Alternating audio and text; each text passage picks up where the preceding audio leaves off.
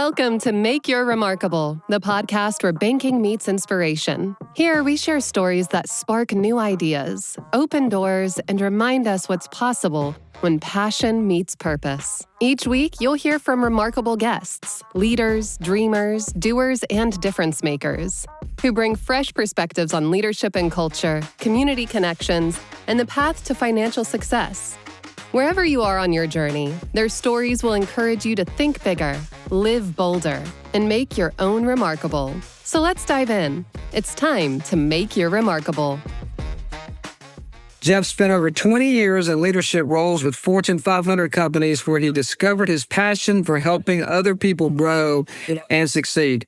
He's also a U.S. Army veteran, a national best-selling author of the book Firm Feedback in a Fragile World, and host of the Champion Forum podcast. He helps leaders develop courage, clarity, compassion, and to lead well. Jeff, welcome to the show. We're glad you're here today, my friend. Man, I am excited to be with you and love your vision around people. And it's just an honor to be on your show. Thanks for having me, and thanks for the listeners for tuning in. Well, I appreciate you coming and speaking to our company a while back. I know a lot of the things that you believe and live out every day is the same way we believe, and it's just such a good combination. And I'm looking forward to today's the show, and just here, I think the listeners will enjoy hearing from you. So let's start out here talking about your journey. Your journey is so inspiring. Tell me about your early experience and sort of how your early experiences and your early career shaped your leadership philosophy today. Yeah, I mean, I think it's good to go back to the roots and figure out how are people shaped. So I love the question. You know, what a lot of people don't know about me, you know, we talk about the books and all of the different things, but I grew up here in southwestern Pennsylvania, born right into poverty. I had two parents that were very, very sick, never worked a day in my life.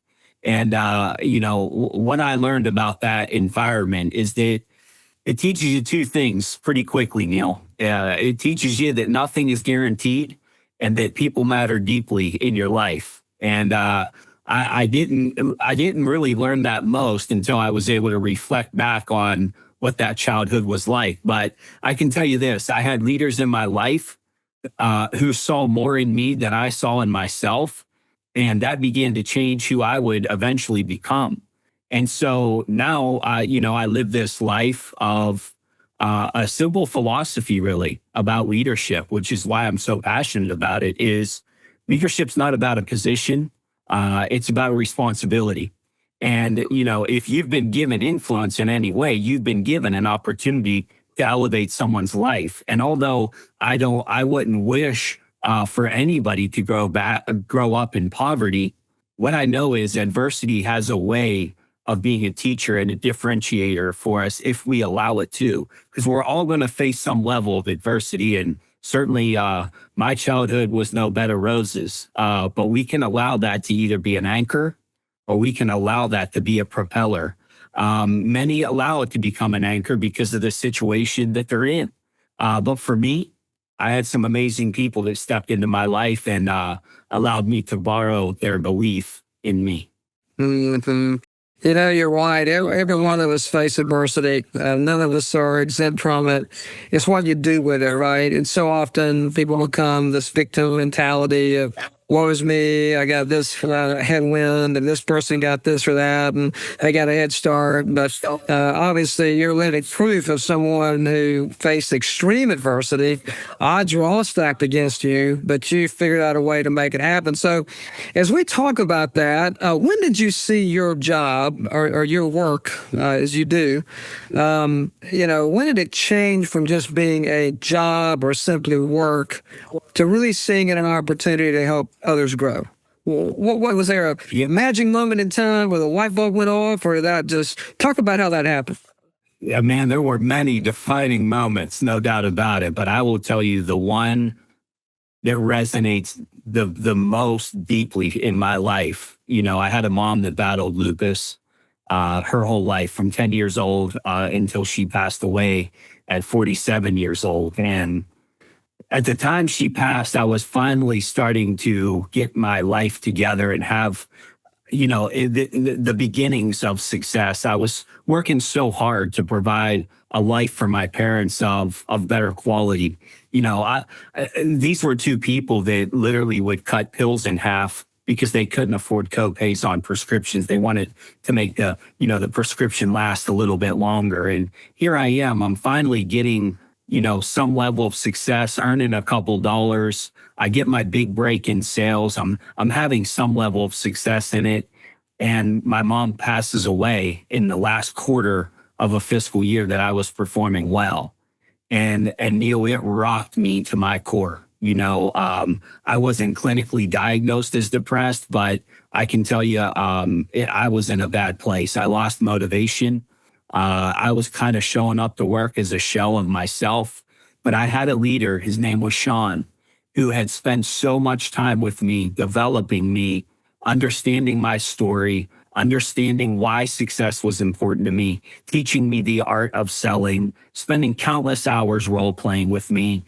And in this darkest moment of my life, Sean had one of the most firm and direct conversations that basically was, you got to get it together, man, because you can't go on like this on our team. And I will tell you this, it wasn't just what he said in that moment. It was the fact that he cared enough to say it. And that moment made me realize, man, leadership, it's not about just completing tasks. It's about developing people. And from that point on, I stopped asking myself the question of how do I perform? How do I get better? How do I attack the business results and all the things? But I started asking, who am I helping to grow? Because in that moment, Sean helped me grow through some adversity.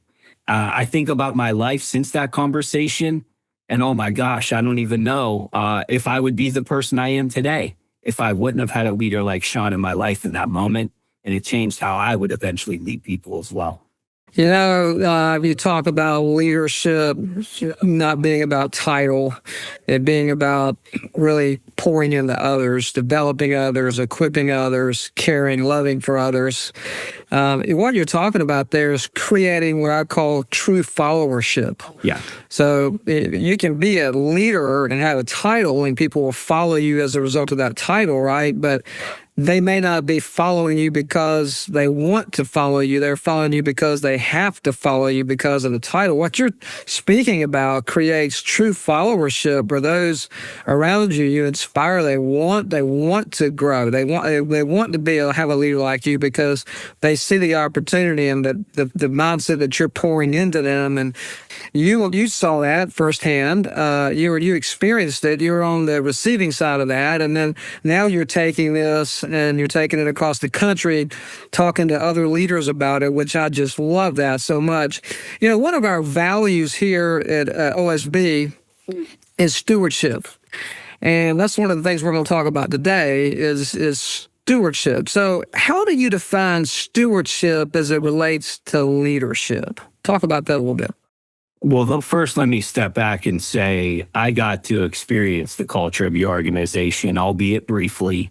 But all the years of leadership and being around different organizations, I have to tip my hat to what's being built in your organization. It was an honor just to be, in the room prior to taking the stage and seeing it all take place. And I got to see some stewardship firsthand.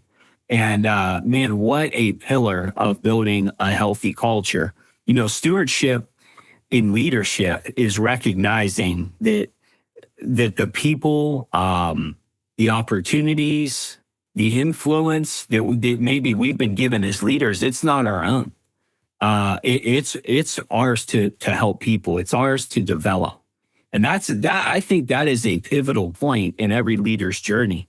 It's this mindset that says, I am now responsible for making this better than I found it. Especially the people that are entrusted to us as leaders. But look, this transcends leadership. You don't have to have a title to be a steward. But I think when we take this mindset of, man, I'm responsible for making this better than I found it. I'm responsible, like in my case, for example, I wasn't given a great childhood. It wasn't because my parents were monsters. But man, when I become an adult, I have an opportunity to steward the gifts that I have. the healthy body that I have that they didn't have and make it different for my kids. I have an opportunity to steward what I have, what was given to me by a great leader, Sean, and take what was deposited into me and steward that into the next generation of leaders. You know, if I were to wrap it up in one fell swoop, stewardship is that mindset of I'm going to make this better than I found it, and I'm going to take the responsibility of that. Especially That was really good. That is really, really good. I think sometimes some people can misconstrue stewardship as the conservation of resources or not spending their time, talent, almost hoarding. But it's investing wisely. It's not investing recklessly. It's investing intentionally, investing wisely. So I can resonate with exactly what you're saying, that you have all of us that are leaders, that are people leaders, but even those who aren't people leaders, all of us have a big responsibility to take the resources we have as we influence others around us and do it in a way that's intentional and not haphazard. What's some mistakes that you see leaders making when it comes to stewardship and accountability? What's kind of the pitfall that it kind of bites people in this area? Well, I think it starts with mindset. Maybe not having the proper mindset of what stewardship really is, because, and I don't think anybody intentionally does this, Neil, but I think many leaders see leadership as something they earn. I earned this. I earned this office. I earned this parking spot. It's because of my blood, sweat, and tears. I earned this. But stewardship takes a different angle on this, I believe. Stewardship, it reminds us that it's something that's been entrusted to us, not something that we earn. It's been entrusted to us. The privilege of leadership isn't the title. The privilege is this invitation and this opportunity that we have to shape somebody's future, to help shape somebody's confidence and their potential. And let me stop at confidence for a minute. Confidence is the eighth wonder of the world. One of my favorite quotes is, if you lack confidence in self, you're twice defeated in the race of life. But with confidence, you have won even before you start. A guy like Sean allowed me to borrow my belief that he had for me. I didn't even have that confidence in myself. He had it. But stewardship says, man, the privilege isn't the title. It isn't the W-2. It isn't the parking spot. It isn't the nice corner office. Stewardship says, man, this is a privilege to shape people. And when leaders miss that, man, it's a huge missed opportunity. And here's a sign. They start protecting their position instead of investing in people. And this is a slippery slope because, man, I don't want to lose my money. I don't want to lose my office. Man, there's other people that are kind of growing faster than me. They're starting to outpace me. What if they took my job? And this is when leaders start to miss the stewardship opportunity. They start protecting what they have. We can't protect what we have. We have to expand. I know Scripture says that to whom much is given, much is expected. That's right. So the more you have, the more responsibility you have, the more expectation there is to give back and to steward well. And sometimes people squander their talents, their resources, and the more they get, it can become almost poisonous. And so stewarding well keeps that in check. So, you've done a lot in your career. You've come a long way, very successful. Now you're coaching companies, speaking to companies. How do you personally invest in your own growth? What are some things that you do? I think great leaders, all of us, who have the mindset of wanting to become a better leader, no matter what level you are, you're always thirsting for more. You want to try to continue to improve. What are some things that you do personally with your time schedule, particularly? I mean, how do you find the time to, as Stephen Covey once said, sharpen the saw, if you will? Yeah. Stephen Covey, I love that. I love that one. The other quote that I love is from Abraham Lincoln. When Abraham Lincoln said, if I had 6 hours to chop down a tree, I'd spend 4 hours sharpening the axe. I can tell you if anything as good has ever come from me, I would boil it down to two things: what I consume and who I surround myself with. These two things can literally change the trajectory of your life. Say those one more time, just so the leaders don't, so that the listeners don't miss it. Say those two. Yeah. What you consume and who you surround yourself with. Yeah, what you consume is important. What's coming into your eyes, what's coming into your ears, and who are you around? I stay intentional about learning and exposure. We always say we're not know-it-alls, we're learn-it-alls. No matter however many books I end up writing, however many stages I end up speaking on, there's got to be a level of humility and what I call positive discontent. And positive discontent, by my own definition, is we're not as good as we could be. There's always more left. I read, I listen, I surround myself with amazing leaders like you, Neil, who challenge me.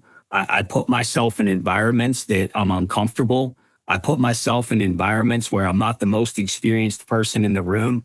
I'm very proud of the executive forum that we've built, this community of founders and senior leaders, where many times, although I moderate the discussion, I'm learning as much as I'm moderating. It's this collaborative feel of life experience, business experience.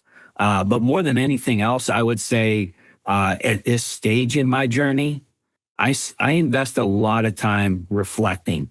And why I think a lot of people don't take time to reflect is because it doesn't carry with it immediate gratification. Successful people, they like to do. Let's go find problems, let's innovate, let's solve. But I will tell you, reflection has been something I've been so intentional about over the last couple of years that has changed, how I move forward. Growth doesn't come from experience alone. It comes from evaluated experience. When we start to evaluate the experience, we start picking up incremental improvement. And we're all going to get to that place in life, hopefully, that we're not trying to pick up miles of improvement. We're trying to pick up inches of improvement. And when you reflect, then you're evaluating experience. You can make small modifications. You can have some compounding growth. Yeah, that's really, really good. I was speaking to a group of students in a couple of weeks, and one of the topics is commitment. And I think sometimes we don't commit ourselves to things wholeheartedly because we don't see, as you mentioned earlier with reflection, you might not see those immediate results. And when you commit to something and stick with it and don't quit, over time, you begin to see those results. And so you're right, someone at your caliber, at your level, and we may have some listeners who are brand new leaders, who are just now beginning to manage people. We may have some that are very seasoned. It's like anything else, right? A weightlifting program, or you see massive gains at the beginning of it, but then once you get to a certain level, you're fighting for those inches, and every little inch counts and matters. So being committed is really important. I love the constructively discontent or positively discontent. It's not that you're not contented. I mean, we want to find contentment where we are. Sure. It's the positive part of that of I can always get better. I'm not tearing myself down, but I can always continue to improve. I love that. Great advice there. For someone early in their career who really wants to lead with stewardship, but they really don't know how, they don't know where to start, what's some practical advice for a first step that you could give them? Man, this is good. And I'll tell you what just popped in my mind. The scripture that says, don't despise the day of the small beginning, for the Lord delights to see the work begin. When you are at base camp looking at the top of that mountain, man, that can be pretty intimidating.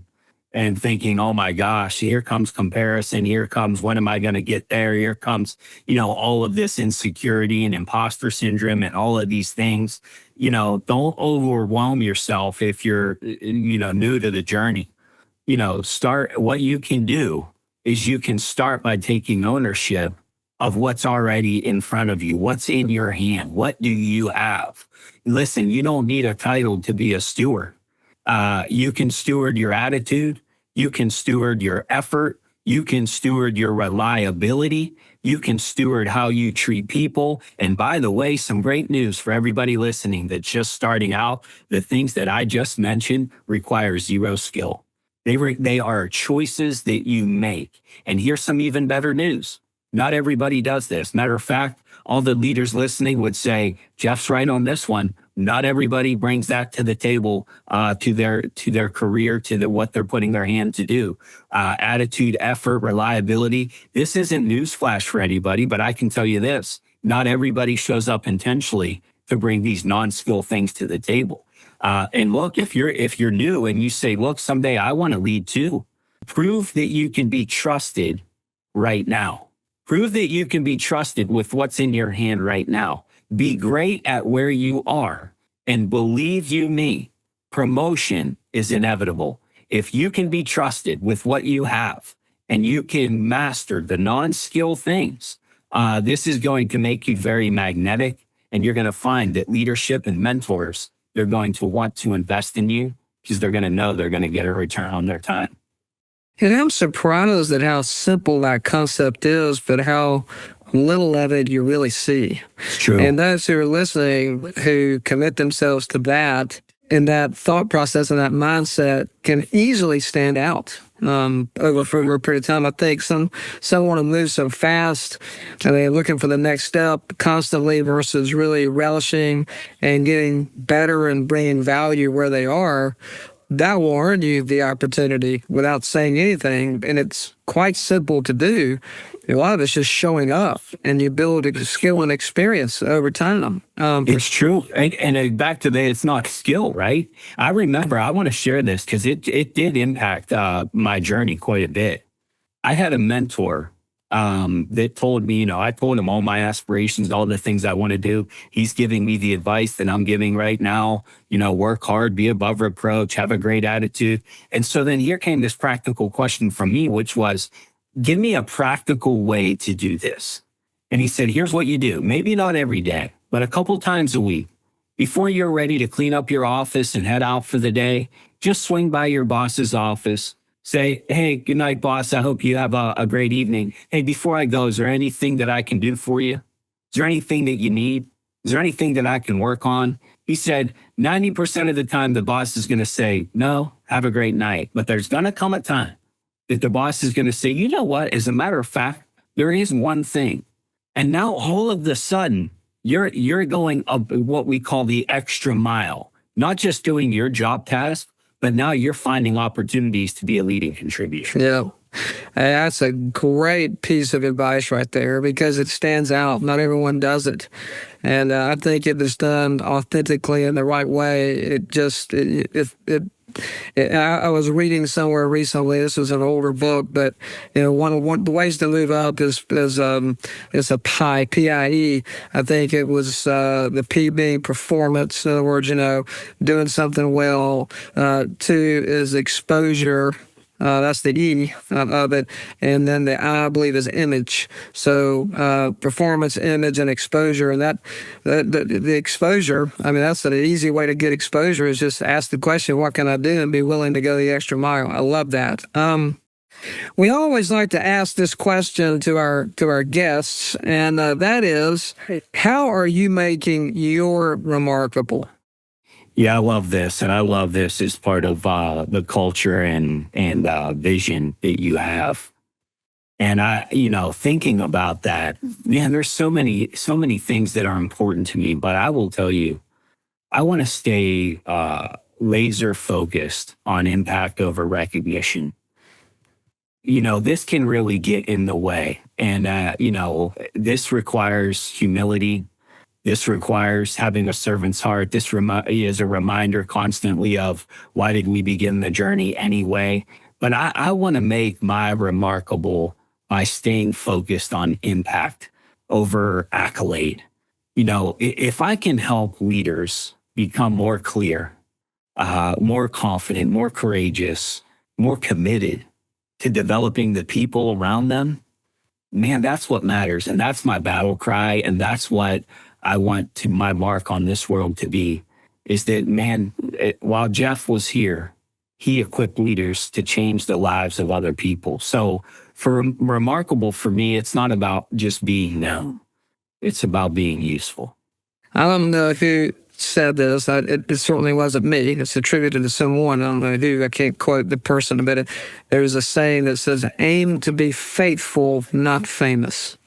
And if you aim for being faithful to the calling, you're doing the duty. The fame may come, but it's not the purpose. It's not what you're aiming to accomplish. It's a byproduct. Great comments there. If there's one thing that you would like for our listeners to take away as we kind of start wrapping things up here in our short time together, what would that be? When you think about stewardship, growth, working with others, they walk away from here, what's the one thing that you would hope that our listeners would take away? Man, I hope that this is the message for everybody that would ever listen to this show for years to come, is that this journey is not really about us at all. You know, leadership's not about you. It's about what grows because of you. And that does require a lot of effort, a lot of resilience, and a lot of patience. But here's what we know. If you steward people well, you don't just improve performance. You literally change lives. And by the way, it's good to get some good business results, and we should, and we need to. But man, when we get the people thing right, we've all heard it said, if you take care of people, we'll take care of your business. It's absolutely true. But along the way, we're going to run into that young Jeff Hancher that needs guidance, that needs directed, that maybe didn't have it all together, that maybe was a little bit dysfunctional. You know, we're leading a workforce that is coming and showing up with real challenges that we can't even see, that are below the surface. And we literally have an opportunity to make the biggest deposits we can, to allow for the biggest withdrawals when the moment is right. That can literally shape somebody's future with how we deliver feedback. And that would be my message to everybody, is that this journey is not about us. It's about the lives that we can shape.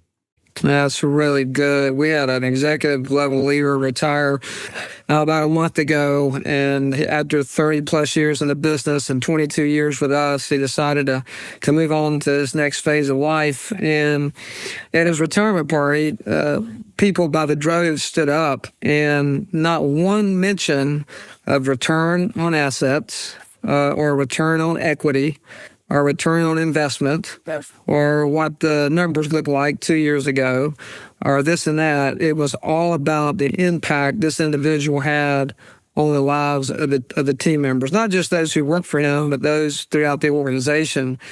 And I just sat there and thought, that's the reason we get the returns we do. That's the reason we are successful, is because, you know, this individual has been treating people like human beings and putting them first. Because you're not going to talk about that stuff at the end of life. You're going to talk about how people made you feel and the difference you made. And so that's legacy stuff there that leaves. So I love what you said there. So that's good. so powerful. Yeah, the goal is not to be just the boss people report to. The goal is to be a leader that people don't want to let down. Yeah, absolutely. Now, Jeff, if people want to get, our listeners want to get in touch with you and maybe have you come speak to their company or buy some of your material or whatever it may be, how do they find you? Man, I'm pretty easy to find, Neil. It's Jeff Hancher, like Jolly Rancher, but it's with an H. JeffHancher.com is our website. Certainly, you can find us on all the socials. We're out there delivering content. We would be honored. I would be absolutely honored to serve anybody listening, whether that's a keynote or any of our training workshops, or maybe it's just simply jumping on a call and maybe helping with some discomfort of a pebble in the shoe. Whatever that looks like, our team is here to serve. I am here to serve, and it would be an honor to do so. And, Neil, I appreciate you asking. Well, those of you who are listening out there, I want to tell you, Jeff's the real deal. We don't take leadership lightly. We don't take this podcast lightly. We don't take what we're trying to accomplish lightly. Jeff fits the culture. He can do an amazing thing for the companies who are listening, and so I'd encourage you to reach out to him. He's the real deal here. So, Jeff, it's been a pleasure chatting with you. Good to catch up. We'll have to find some time. We got a little more time to talk, but short podcast today, but we're coming up on our 30-minute mark, and I just want to thank you again, and just let us know if there's anything we can do for you, and let's stay in touch. Thank you for being here. Thank you, Neil. Thanks for everybody that tuned in to listen as well. Thanks for joining us on this week's episode of Make Your Remarkable. If you enjoyed the conversation, leave us a review, share it with a friend, or follow us on social media at Oconee State Bank and at remarkable_mortgage for more remarkable insights. And remember, at the heart of every journey, it's not about the process. It's about the purpose you're building, one bold step at a time. Until next time, keep making your remarkable.